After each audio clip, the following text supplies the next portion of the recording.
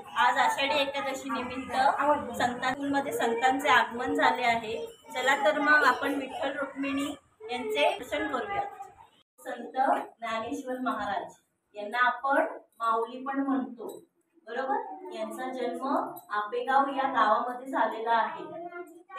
त्यांनी ही भिंत चालवली आहे आपल्या भावंडांसोबत। ते या भिंतीवरती बसलेले आहेत।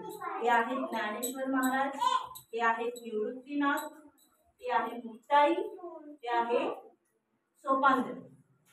त्यांनी ही भिंत चालवलेली होती भावंडांसोबत। त्यांच्या वडिलांचे नाव होते विठ्ठलपंत आणि आईचे नाव होते रुक्मिणी। त्यांनी ज्ञानेश्वरी हा ग्रंथ लिहिला आहे। ज्ञानेश्वर महाराजांनी ज्ञानेश्वरी हा ग्रंथ लिहिलेला आहे। त्यांनी अशा प्रकारे जगात ज्ञानाचा भरपूर प्रसार केला आहे। भरपूर अभंग म्हणले आहेत आणि भरपूर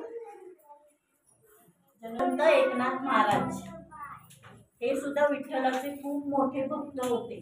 त्यांनी अनेक अभंग म्हणले, गाथा लिहिल्या आहेत आणि भरपूर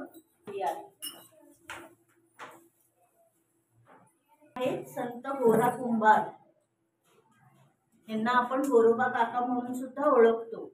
यांनी हे एवढे मोठे विठ्ठलाचे भक्त होते की त्यांनी चिखल तुडवता तुडवता आपल्या मुलालाही त्या चिखलामध्ये तुडवलं होतं। एवढी त्यांची विठ्ठलाच्या प्रति भक्ती होती।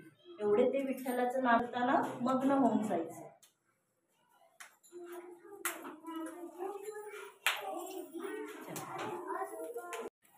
हे आहेत संत तुकाराम महाराज। यांच्याबद्दल तर तुम्हाला सगळ्यांना माहितीच असेल। यांनी पण अनेक अभंग लिहिले। झाडाखाली बसून त्यांनी गाथा लिहिल्या, अभंग लिहिले आणि हे सुद्धा विठ्ठलाचे खूप मोठे भक्त होते। या आहेत वारकरी संप्रदायातले आपले वारकरी आहेत, जे पालखी घेऊन जातात। त्यांना आपण ओळखतोच। खाली बघ, तिथे खाली बघ। या आहेत संत जनाबाई। या जातेवरती दळण दळता दळता यांनी भरपूर अभंग म्हणले आहेत। सुद्धा विठ्ठलाच्या खूप मोठ्या भक्त होत्या।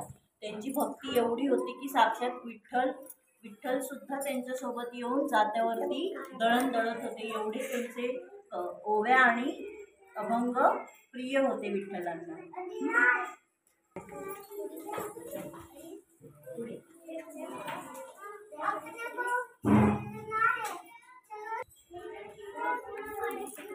हे आहेत संत नामदेव महाराज।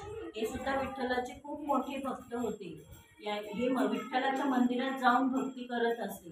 एक दिवशी ते त्यांना नैवेद्य द्यायला गेले होते, तेव्हा त्यांनी त्यांच्या हातून जेवण केले नव्हते। तर ते त्यांच्या हातून जेवण करण्यासाठी त्यांनी हट्ट धरला होता। नामदेव महाराज त्यांचा हट्ट पाहून देवाला स्वतःहून त्यांच्याकडे यांची लीला आहे।